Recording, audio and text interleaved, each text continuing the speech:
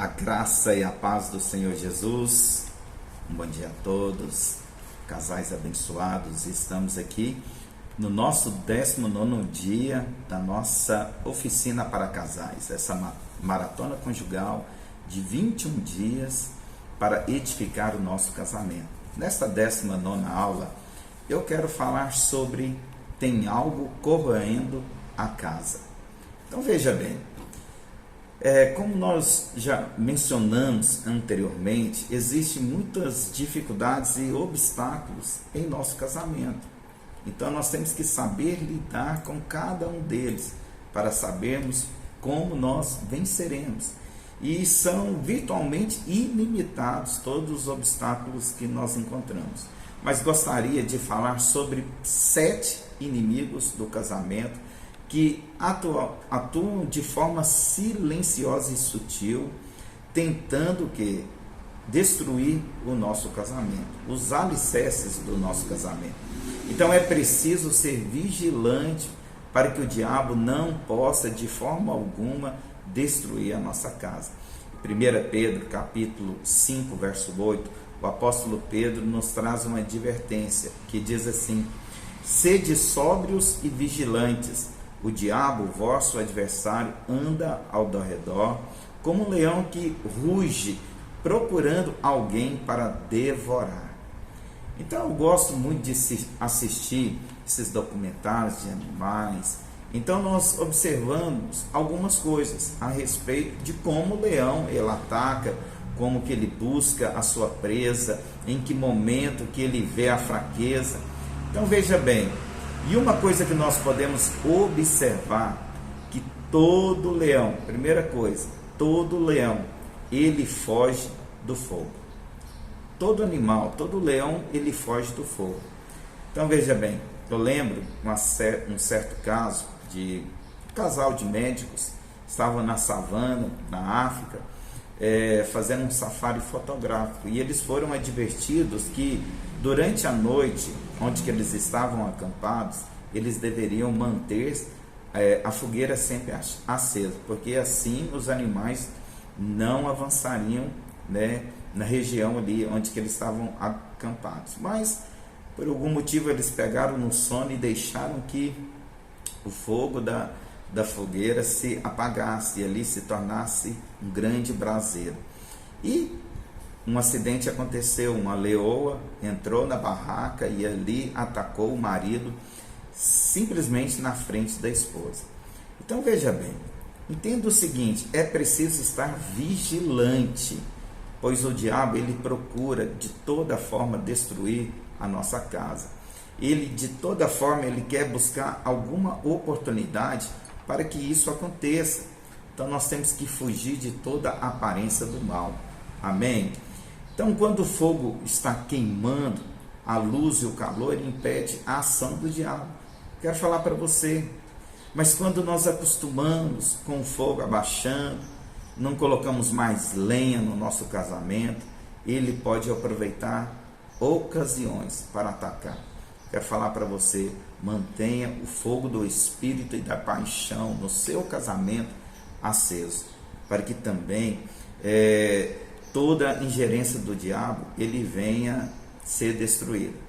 Mas outra coisa que nós observamos também com relação aos leões quando atacam, também na África, todos os leões, eles sempre espreitam os rebanhos. Amém? Eles espreitam os rebanhos. Eles sabem a força do rebanho junto. E quando eles entendem que se eles atacarem no meio do rebanho e ali o rebanho estourar, eles vão ser pisoteados. Então o que acontece? O diabo ele sempre tenta fazer o quê? Separar. A estratégia dele é separar um membro do rebanho. Então quando a zebra ou qualquer outro animal ele é levado fora do rebanho, então aquilo ali é uma oportunidade para o leão atacar.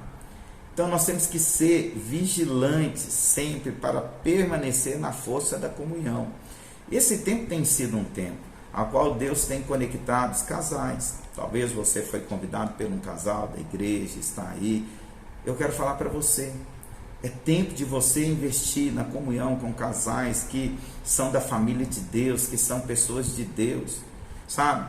O leão, ele está à espreita, mas a família é guardada quando nós fazemos parte da comunhão, da igreja.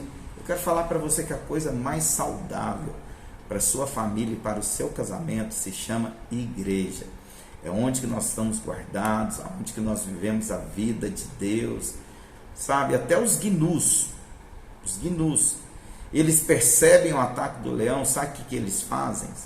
Eles fazem círculo, os adultos ficam em círculos e ali no meio ficam os filhotes.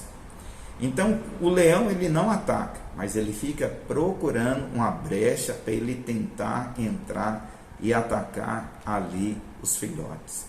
Então nós temos que ser vigilantes, sabe? Nós precisamos ser vigilantes e nos lembrar que o inimigo nem sempre é um grande leão.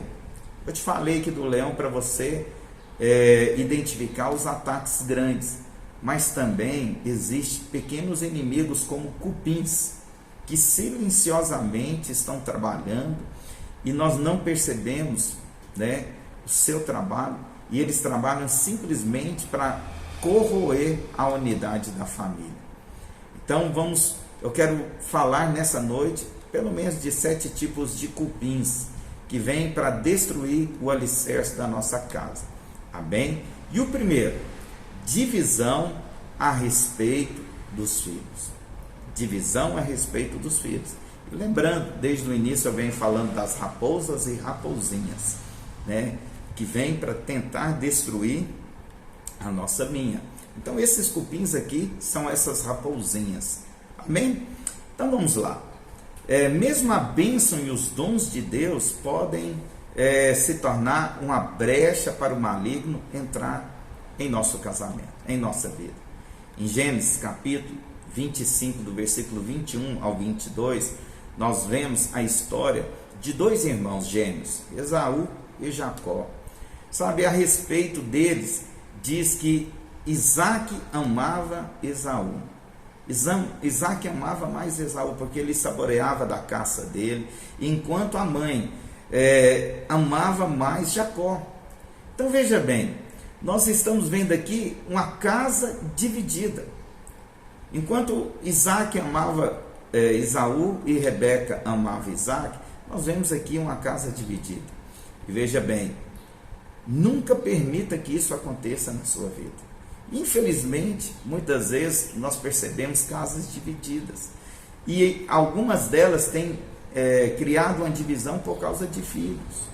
E eu quero falar para você, no decorrer desses anos, conversando com casais, vendo, apesar eu ainda não ser pai, mas pelo aconselhamento, você percebe a facilidade que as crianças têm de manipularem os seus pais, jogando um contra o outro, sabe? Eles adotam a estratégia de dividir e conquistar, e são muitos bons nisso, pode ter certeza disso.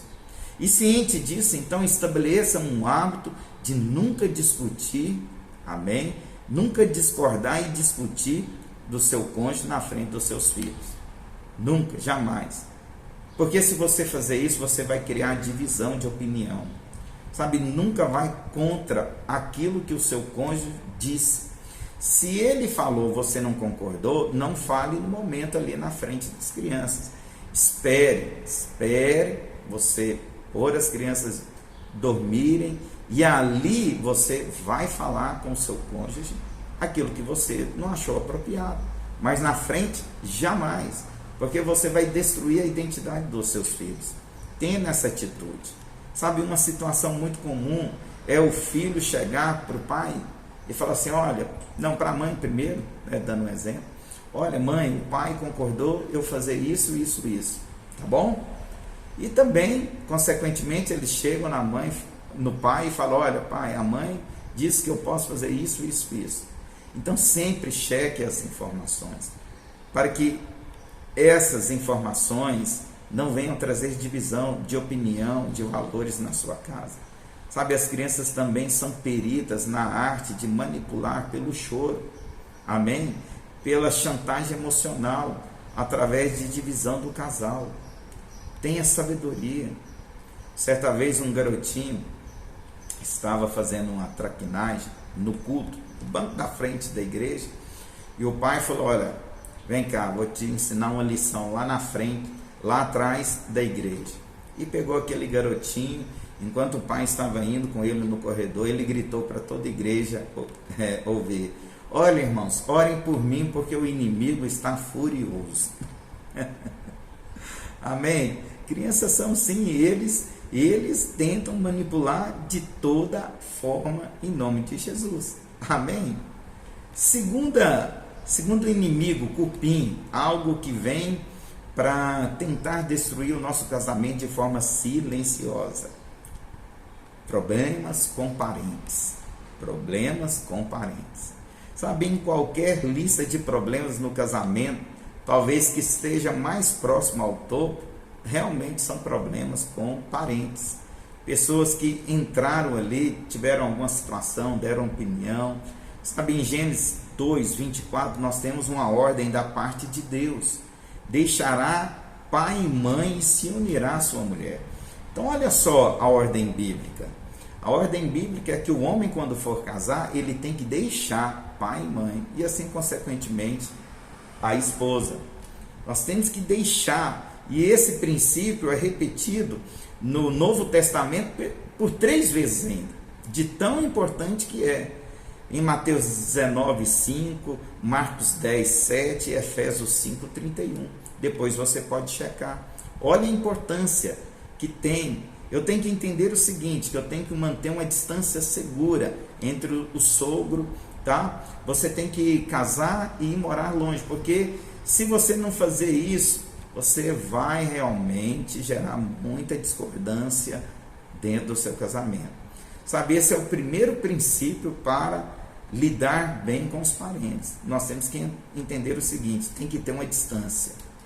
Se você for viver a vida comum, misturada, não vai dar certo. Como se diz os jovens, vai dar ruim. Sabe, o plano de Deus é que os filhos casem, deixem seus pais.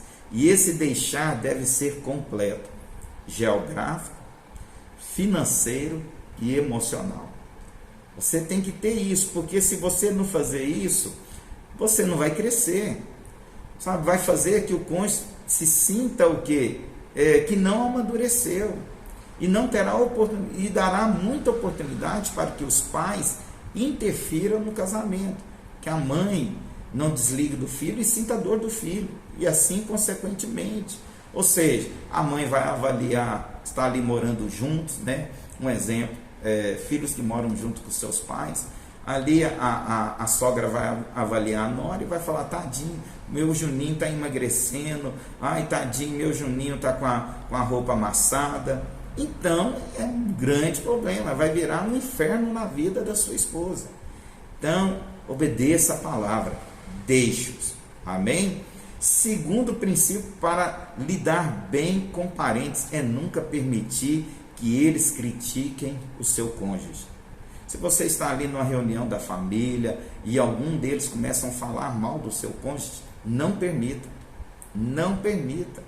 Porque se você permitir, você vai criar um ambiente ruim, ele vai ser mal visto ou ela vai ser mal vista. Então estabeleça claro na comunicação que não há permissão e nem autoridade para que eles falem assim.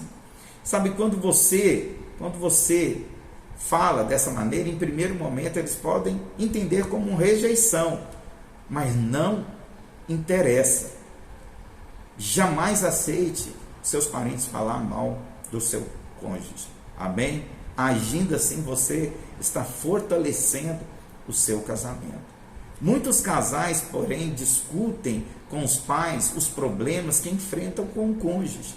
E o que, evidentemente, vai dar liberdade para eles fazerem o quê? Críticas e tomarem a dores dos seus filhos.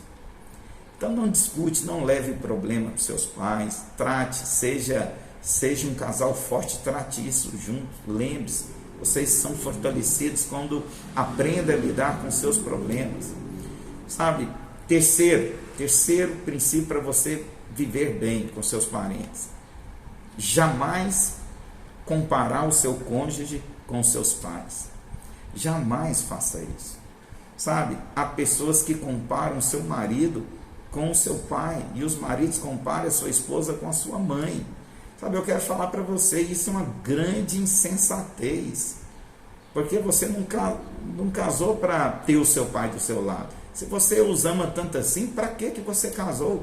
Você deveria ter ficado na sua casa.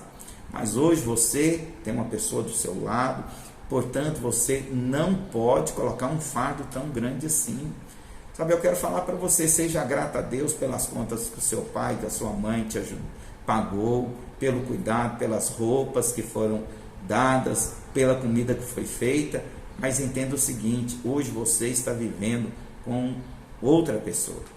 Amém? Quarto princípio é nunca criticar os pais do cônjuge. Se por um lado você nunca fala do problema do seu marido para os seus pais, jamais critique o pai do seu cônjuge, os pais, a mãe, o pai. Sabe, você fazer comparações entre os sogros também: meu pai é muito melhor que o seu, minha mãe importa mais do que a sua. Jamais. Sabe, não exija que seu cônjuge também escolha entre você e os pais dele. Não coloque esse peso. Não é a solução ideal e nem a mais adequada. Quanto mais problemas existirem entre um casal, sogros, mais problemas vão existir no casamento. Então não crie problema entre os seus sogros, sua sogra. Trate-os bem, sabe? Trate-os bem, com respeito, mesmo que eles sejam difíceis de conviver. Mesmo, apesar de tudo, é importante manter o nível do respeito, sem discussão, sem cenas deploráveis, sem vozes elevadas e sem palavrões. Você tem que manter o nível, você tem que ser uma pessoa honrosa. Amém? Outro cupim que vem para destruir os casamentos: ciúmes. Ciúmes é um cupim poderoso que destrói casamentos. Sabe, cuidado com o ciúme. Nunca poderemos ter um lar feliz sem a base da confiança. Confiança é uma base poderosa para todo relacionamento. Que relacionamento vai prevalecer onde não há confiança? Sabe, numa medida saudável, nós chamamos ciúmes de zelo, cuidado com o outro. Mas, quando ultrapassa os limites, o que acontece? Quais os limites do bom senso? Se torna algo pecaminoso e maligno.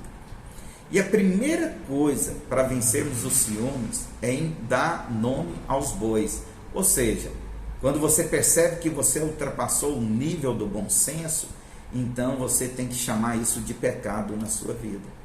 E você tem que tratar isso diante de Deus, diante de Deus. Sabe, os ciúmes começam sempre com uma ameaça imaginatória. Eu falei sobre isso uma aula inteira, sobre a questão de presumir. Sabe, a pessoa ciumenta, ela presume que existe uma terceira pessoa tentando roubar o seu companheiro. Sabe, entenda. Antes de presumir, busque o quê? Uma pessoa experiente para avaliar a situação junto com você. Porque talvez aquilo que você presume nem existe. E ele possa te levar a ter uma perspectiva mais sensata da situação. Busque orientação, busque aconselhamento com pessoas de Deus, pessoas que têm uma palavra da parte de Deus para a sua vida.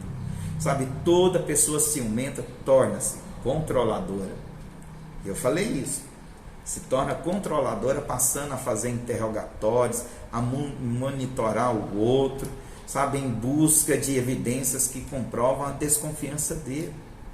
Não é fácil lidar com a pessoa ciumenta. Por isso, esse casal terá muitas brigas no decorrer da sua vida. Isso se tornará frequente. Olha só o que Provérbios 6:34 nos alerta contra o ciúme. Diz assim: porque o ciúme excita o furor do marido, e não terá compaixão no dia da vingança. Olha que terrível que é o ciúmes para nós. Amém? Se o seu cônjuge sofre de ciúmes, você pode ajudá-lo, tá? Ajudá-la e ajudá-lo. Primeiro, tente remover todas as oportunidades para o ciúme do outro. Por exemplo, se a sua esposa não gosta que você fique brincando com o sexo oposto, com muita conversa, então evite o contato, evite situações, tá bom? Ajuda a sua esposa, ajuda o seu marido, para que ele possa ter segurança, sabe? Fuja de todas as situações que deixe seu cônjuge mais desconfiado. Evite, pensando sempre sobre como você se sentiria no lugar do seu cônjuge, se fosse ao contrário. Amém? Então evite situações que gerem isso. Segundo lugar, procure assegurar a seu cônjuge o seu amor exclusivo por ele. Porque o ciumento é uma pessoa insegura. Ciumento é inseguro. Então você tem que reafirmar para ele ficar tranquilizado, né? Reafirmando o seu amor por ele. E por último, seja muito paciente, porque vai exigir muito de você. Sabe, os ciúmes, com o seu controle e sentimento de posse, é muito irritante. Vai ter muitos desgastes, então você precisa de ser paciente com o seu cônjuge. Amém? Outro cupim que vem para destruir o nosso casamento de forma silenciosa: comportamentos irritantes. Então, comportamento irritante é terrível. Sabe, é melhor, olha só esses provérbios que eu quero ler com você. Primeiro, Provérbios 21:9 diz assim: melhor é morar no canto do eirado do que junto com uma mulher rixosa na mesma casa. Provérbios 21, agora 19. É melhor morar numa terra deserta do que com a mulher rixosa e iracunda. Agora Provérbios 15:18. O homem iracundo suscita contendas. Amém? Sabe, é uma tragédia quando o casal perde o mel da lua de mel. É muito trágico. É triste quando a doçura do namoro azeda. Sabe, é terrível quando alguns maridos trocam sim, querida, pelo cala-boca. É terrível quando a esposa já não consegue dizer mais com licença, querido, mas sai da minha frente. É muito ruim isso. Sabe, creio que a mulher se torna rixosa e o homem se torna iracundo por causa dos comportamentos irritantes, que são inúmeros. E eu listei aqui alguns que eu quero mencionar com você. Amém? Por exemplo, vamos lá. Conversas desrespeitosas ou ofensivas. Comportamento esquecido, negligente ou irresponsável. Falta de concentração, de atenção com o cônjuge. Falta de cuidado consigo mesmo. Desconsideração pelos sentimentos do cônjuge. Indisposição para conversar, indisposição para escutar o que o outro quer dizer, pouca habilidade para lidar com os filhos, gastos irresponsáveis de tempo e de dinheiro, alterações constantes do humor, insegurança, ansiedade, temores e fobias, ataques de fúria, negatividade, atitude críticas e exigentes, imaturidade e impulsividade, atitude controladora, egoísta e sem consideração. Sabe, são comportamentos irritantes. Nessas situações, nossa tendência é tentar mudar o cônjuge. Mas entenda o seguinte: a princípio fazemos isso de um jeitinho, mas depois de algum tempo, nós passamos a recorrer ao nosso arsenal de raiva e de impaciência. Então nós precisamos entender que não mudamos o outro. Ninguém muda ninguém. Mudamos apenas a forma como nos relacionamos com as pessoas. Mulheres rixosas e homens iracundos possuem uma característica em comum: adoram discutir. Se você vê alguém que adora discutir se é mulher, é rixosa. E se é homem, é iracundo. Peça a Deus para ajudá-lo a ser gentil, para você ser uma pessoa gentil. Quando o casamento se torna uma coleção de respostas, sabe, com respostas malignas, irônicas, então nós precisamos colocá-lo no trilho de novo, no padrão divino, na palavra de Deus. Gostaria de dar-lhe algumas sugestões práticas para isso acontecer. Então vamos lá. Em primeiro lugar, entenda que há certos períodos em que seu companheiro não está de bom humor, principalmente as mulheres. Não sei se você sabe, mas existe uma data do mês que ela tem a TPM. Então, nesse dia, evita brincadeira, evita coisa desnecessária. Você tem que ter sabedoria, meu querido.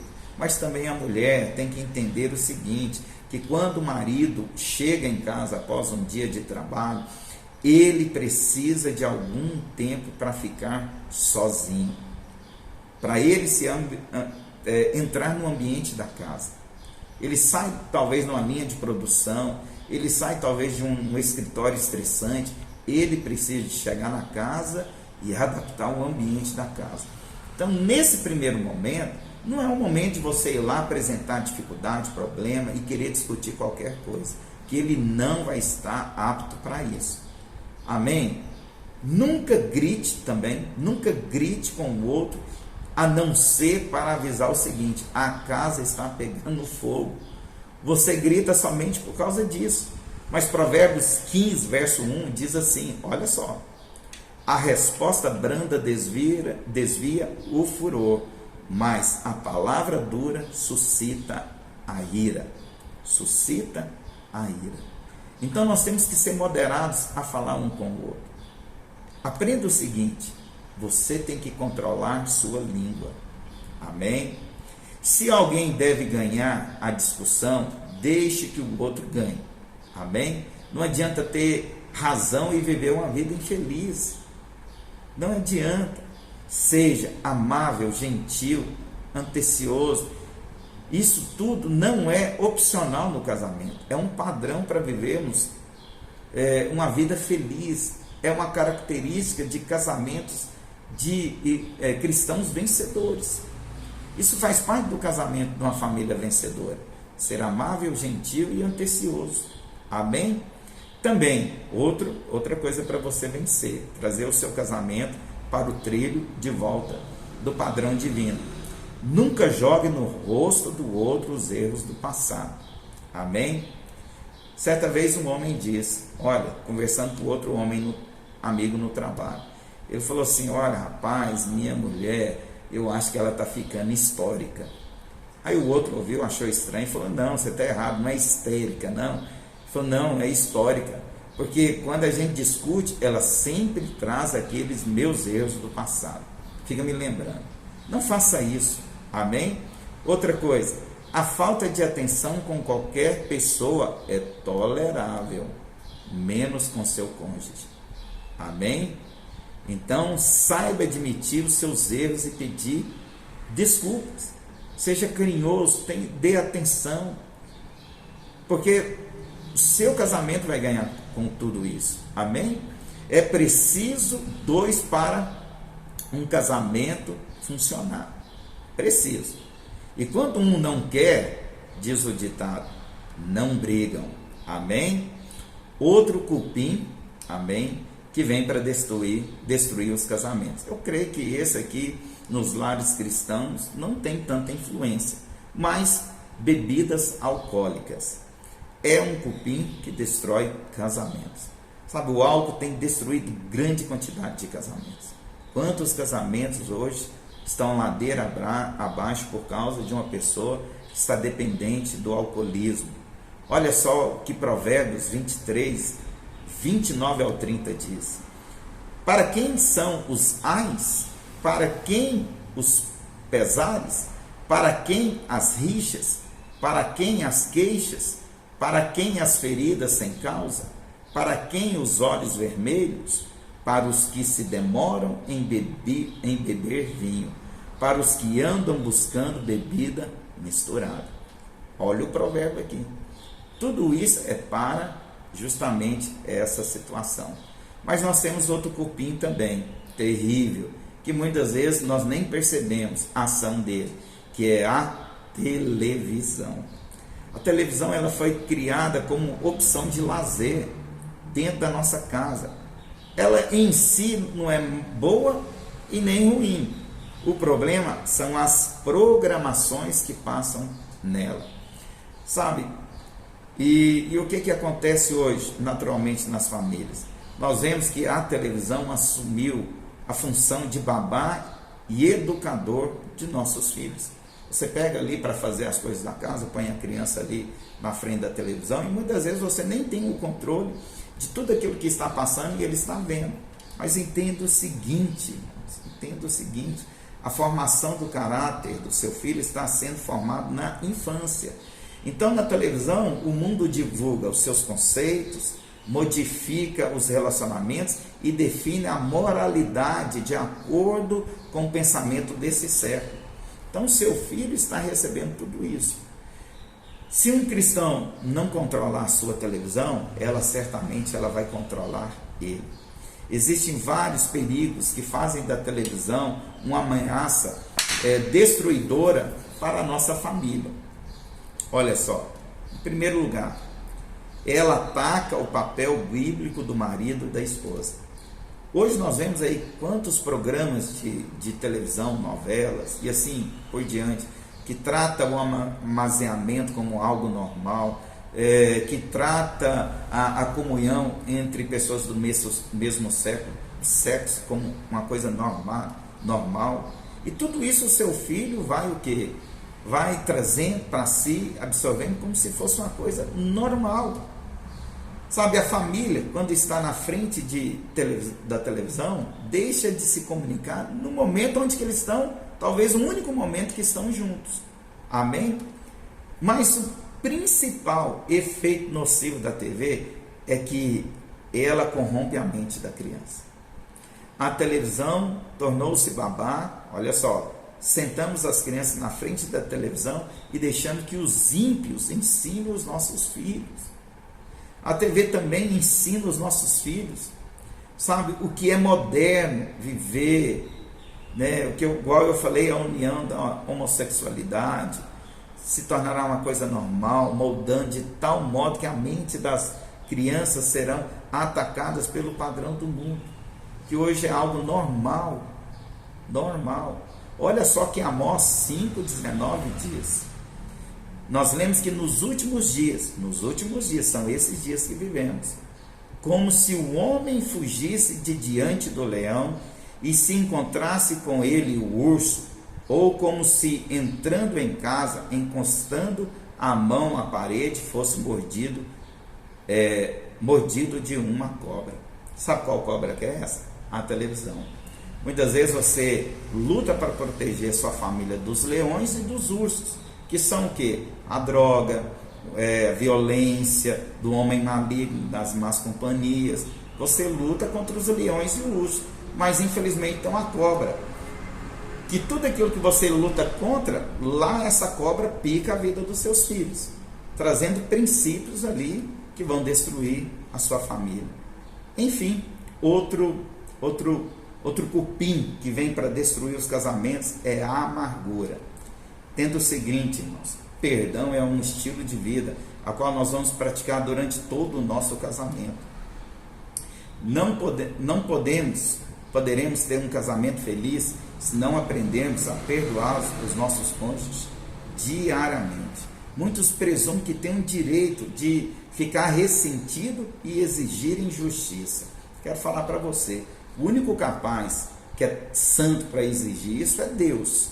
E nós não somos Deus, somos pecadores. E Ele nos perdoou de forma graciosa, assim também devemos perdoar o nosso cônjuge de forma graciosa. Qual que é o problema da amargura, do ressentimento, que se transforma em amargura? Existe um demônio que atua no meio dessa raiz. Como, por exemplo, você pega um filme, vê ali o roteiro do filme, onde que o homem mau fez diversas coisas ruins com o mocinho. Aí no final o mocinho faz atrocidades com um vilão. E no final você vibra, celebra. Por que você faz isso? Porque no final você justifica que foi feita a justiça. E isso suscita na sua vida por causa desse demônio. Então a falta de perdão nos mantém escravos. Amém? Nos mantém escravos. Essa é a maior consequência da amargura. Mas o ressentimento também é uma causa de inúmeras enfermidades. Quando você guarda ressentimento, seu corpo adoece. A escravidão da amargura produz fortalezas espirituais. É igual coral. Você vai deixando que o ressentimento vai ficando, não trata, um em cima do outro, um em cima do outro, um em cima do outro. E o que aquilo vai transformar? Em uma rocha intransponível. Vai virar em uma fortaleza espiritual na sua vida. Amém? As fortalezas são a base para a atuação de espíritos malignos. Não permita que a amargura contamine a sua vida e o seu casamento. Amém? Então, estamos ficando por aqui. Eu quero orar com você. Amém? Hoje vai ser de um pouco tempo, porque o assunto é de extrema importância.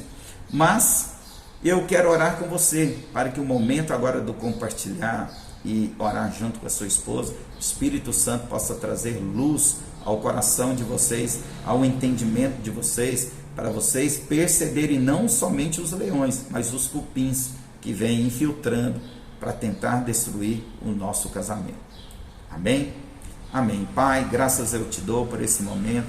Senhor, que nesse dia, nesse momento agora, que os casais vão compartilhar, que eles possam falar claramente uns aos outros, expor as necessidades de mudança, falar aquilo que eles percebem que são cupins que vêm silenciosamente para destruir os relacionamentos. Eu declaro que esses casais serão fortalecidos nesse momento. Traz, ó Deus, agora quebrantamento, que eles possam crescer juntos nesse tempo, buscando o caminho do renovo e da preservação do lar, do casamento. Assim, ore que o quebrantamento venha ser na vida dessa esposa e desse marido. E assim nós os abençoamos em nome de Jesus. Amém? Deus abençoe a sua vida e até amanhã na próxima aula. Paz. Tchau.